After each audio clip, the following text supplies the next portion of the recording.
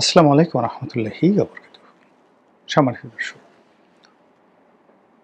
আজকে ২০২৬ সনের মার্চ মাসের ২৮ তারিখ। আমি যখন এই ভিডিওটি করছি তখন জাতীয় সংসদের অধিবেশন চলছে। সংসদের প্রধান বিরোধী দল তারা একটি নোটিশ সংসদে উপস্থাপন করেছে। বিষয়বস্তু হলো যে জুলাই সনদ নিয়ে তারা আলোচনা করতে চায়। সংসদের যে বিধি আছে সেই বিধি মোতাবেক তারা আলোচনা করতে চায় এবং সেভাবে তারা নোটিশ দিয়েছে। এই আলোচনা নিয়ে সংসদ বেশ কিছুক্ষণ উত্তেজিত ছিল। এর কারণ হলো বিরোধী দল তারা চাচ্ছিল যে সংসদের যে ট্র্যাডিশন আছে সেই ট্র্যাডিশন অনুযায়ী আগে বেসরকারি সদস্যদের, মানে যারা মন্ত্রী নন, সরকারি দল এবং বিরোধী দল এদের সবাইকেই বেসরকারি এমপি বলা হয়। তো তারা মন্ত্রীদেরকে প্রশ্ন করবে, প্রশ্নোত্তর পর্ব ৭১ বিধি অনুযায়ী আবার এটা উত্তর দেওয়া হবে। তো এটা হলো সংসদ শুরুর প্রথমে এই কাজটি করতে হয় এবং এটা শেষ হলে পয়েন্ট অফ অর্ডার হতে পারে। এটা শেষ হলে এই যে নোটিশ দেওয়া হয়েছে সেই নোটিশ অনুযায়ী আলোচনা হতে পারে। এখন বিরোধী দল এবার বেশ প্রস্তুতি নিয়ে গেছে যে এইটা তারা ইমিডিয়েটলি আলোচনা করতে চায়। তো হুইপ, স্বরাষ্ট্রমন্ত্রী, স্পিকার সবাই চাচ্ছে যে সংসদের যে কনভেনশন রয়েছে সেই কনভেনশন অনুযায়ী এই প্রশ্নোত্তর পর্ব শেষের পরে এটা আলোচিত হবে। কিন্তু এটা নিয়ে বিরোধী দলের যারা লোকজন তারা হইচই করছে। তারা বলছে যে না, ঠিক আছে, ৭১ বিধিতে প্রশ্নোত্তর পর্ব সেটা ঠিক আছে, কিন্তু ৬৪ নম্বর যে বিধি আছে সেই বিধি অনুযায়ী জনগুরুত্বপূর্ণ বিষয় হলে প্রশ্নোত্তরের আগে সে বিষয়টি আলোচনা করা যেতে পারে। এবং এখানে জুলাই সনদ বা জুলাই অভ্যুত্থান এর চাইতে এই বাংলাদেশে জনগুরুত্বপূর্ণ বিষয় আর নেই। এটি নিয়ে সংসদে যখন আলোচনা চলছিল ঠিক সেই বিষয়টা নিয়ে আমি এখন আলোচনা করছি। পরবর্তীতে স্পিকার কিছু রুলিং দিয়েছেন বা বিরোধী দল এটা কিভাবে মেনে নিয়েছে সেটা হয়তো আপনারা পরবর্তীতে দেখতে পাবেন।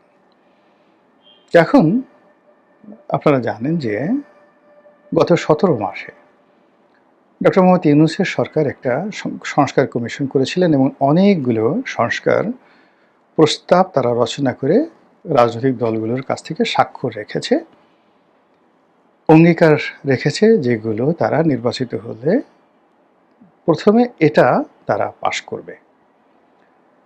এবং সে অনুযায়ী তাদের যে অ্যাগ্রিমেন্ট জুলাই সনদ, সেই জুলাই সনদে তারা স্বাক্ষর করেছে। আবার সেই জুলাই সনদকে আইনগত ভিত্তি দেওয়ার জন্য রাষ্ট্রপতি অর্ডিন্যান্স জারি করে এটা আইনগত বৈধতা দিয়েছে।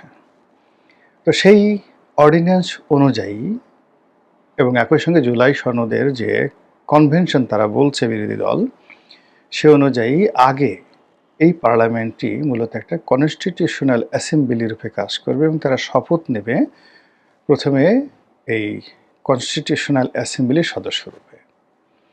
তারপর তারা জুলাই সনদ পাশ করবে, সংস্কার প্রস্তাব গ্রহণ করবে, সংবিধান সংশোধন করবে ৬ মাসের মধ্যে। এরপর অটোমেটিক্যালি তারা রেগুলার সংসদে যাবে। তো ডক্টর মোহাম্মদ ইউনূস এবং তার যারা সহযোগী, তাদের যে মাস্টার প্ল্যান ছিল, তাদের যে পরিকল্পনা ছিল, পুরো জিনিসটাকে উল্টে দিয়ে বিএনপি নির্বাচনের পরপর তারা পূর্ণাঙ্গ সংসদ চালু করেছে। আর ওই ব্যাপারে তাদের বক্তব্য হলো যে না, ওই কাজের জন্য কোনো আলাদা শপথ গ্রহণ করার দরকার নেই, এই সংসদই সব কিছু হবে। তো বিরোধী দল তারা চিন্তা করছে যে যদি জুলাই সনদ বাস্তবায়িত না হয়, যদি সংস্কার বাস্তবায়িত না হয়, তাহলে বিএনপির যে ক্ষমতা এটা আওয়ামী লীগের মতোই হবে, বরং আরও বেশি হবে। যেহেতু এখন আওয়ামী লীগ নেই, আর আওয়ামী লীগ অতটা পারেনি, এর কারণ হলো তখন বিএনপি জামাত মাঠে ছিল। এখন জামাত সংসদে আর আওয়ামী লীগ দেশ ছাড়া, ফলে বিএনপির যে ব্রুট মেজরিটি আছে তাদের ধারে কাছে যাওয়া যাবে না। এক। ২ নম্বর হলো যে যদি জুলাই সনদ বাস্তবায়িত না হয়, তাহলে পুলিশ হত্যাকাণ্ডের বিচার থেকে শুরু করে অন্য যে সকল দাবি দেওয়া উঠছে এবং সেই বিচারে বিরোধী দলকে কাট্টুস করার জন্য, স্কুইজ করার জন্য সব কিছু করা সম্ভব। ফলে এটা তাদের একটা জীবন মরণ সমস্যা ১১ দলীয় জোটের। এবং ডক্টর মোহাম্মদ ইউনূস থেকে শুরু করে অন্য যারা গত ১৭ মাস ছিলেন তাদের সবাইকে যদি বাঁচতে হয়, তাহলে এই জুলাই সনদ হুবহু তারা যেভাবে তৈরি করেছে সেভাবে পার্লামেন্ট থেকে পাশ করাতে হবে। আদারওয়াইজ তারা today tomorrow even after 50 years 50 বছর পরেও তারা এর দায় থেকে মুক্তি পাবে না। আর রাষ্ট্রের যে পুলিশ বা অন্যান্য যে সকল শৃঙ্খলা বাহিনী রয়েছে, তার সঙ্গে সঙ্গে সিভিল সার্ভিস রয়েছে, যারা জুলাই আগস্ট বিপ্লবের সময় মারাত্মকভাবে ক্ষতিগ্রস্ত হয়েছেন, তাদের প্রতিশোধ এবং জিঘাংসার দ্বারা এই যে জুলাই আগস্টে যারা বিপ্লবী, তারা সারা জীবন সন্ত্রস্ত থাকবেন, ভীত সন্ত্রস্ত থাকবেন। তো এটা নিয়ে সরকার এবং বিরোধী দলগুলো একটা টাগ অফ ওয়ারে চলে এসছে। এখন এটার পরিণতি কি হতে পারে সেটা সময় হলে দেখা যাবে, কিন্তু আমি দুটো বিষয় নিয়ে আলোচনা করব শুধু এখানে। অর্থাৎ এই জুলাই সনদ বাস্তবায়ন রাজপথে হবে না সংসদে হবে, আলাদা কনস্টিটিউশনাল অ্যাসেম্বলিতে হবে, কারা বিজয়ী হবে সেটা নিয়ে আমি আলোচনা করব না। আমি শুধুমাত্র যে জিনিসটা আলোচনা করতে চাই তার 1 নম্বর বিষয় হলো জুলাই সনদ। জুলাই সনদের 3 থেকে 4টি পার্ট আছে। অর্থাৎ এই যে সনদটি রচিত হলো, এর আইনগত ভিত্তি কি? এটি রাজনৈতিক পক্ষসমূহ রাষ্ট্র জন্য এই মুহূর্তে কতটা বাধ্যবাধকতা সৃষ্টি করে। এক, যে প্রক্রিয়াতে এটা করা হয়েছে, অর্থাৎ যেভাবে তৈরি করা হয়েছে, যেভাবে স্বাক্ষর নেওয়া হয়েছে, এগুলো সঠিক কিনা। এরপরে এখানে যে সকল শর্ত দেওয়া হয়েছে, এগুলো আমাদের দেশের সাধারণ মানুষ বা আমাদের বিপ্লবের যে ধ্যান ধারণা, গণ অভ্যুত্থানের যে চেতনা, গণতান্ত্রিক মূল্যবোধ এবং সংবিধান থেকে শুরু করে প্রচলিত আইন কানুনের সঙ্গে সামঞ্জস্য আছে কিনা। সর্বশেষ হলো যে এটি যেভাবে রাষ্ট্রপতি এটাকে অর্ডিন্যান্স জারি করেছেন, রাষ্ট্রপতি এটা পারেন কিনা, আর রাষ্ট্রপতি এটা করেছেন কিনা, আর এটার ফলে কোনো আইনগত ভিত্তি তৈরি হয়েছে কিনা। এই গেল জুলাই সনদের বিষয়। আরেকটা হলো গণভোট। মানে এই যে জুলাই সনদটা গ্রহণ করা হবে, এটাকে আইনগতভাবে ভিত্তি দিতে হবে এবং এটার ভিত্তিতেই সব কিছু হবে। এই জন্য ভোটের দুটো অংশ ছিল, একটা হলো গণভোট আর একটা হলো সাধারণ ইলেকশন।